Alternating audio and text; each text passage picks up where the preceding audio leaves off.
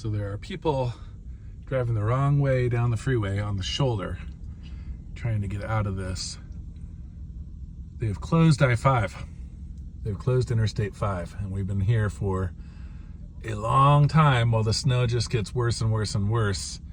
And Washington State's DOT, their Department of Transportation website, appears to have crashed. So we can't really look up what's going on. It's a long way to any town, too far to walk. So people are definitely getting desperate, going the wrong way down the freeway, trying to get out of this. That's not looking promising on that side either.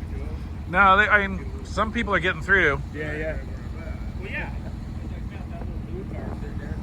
As long as they get going onto the soft snow and keep momentum going, I feel right along.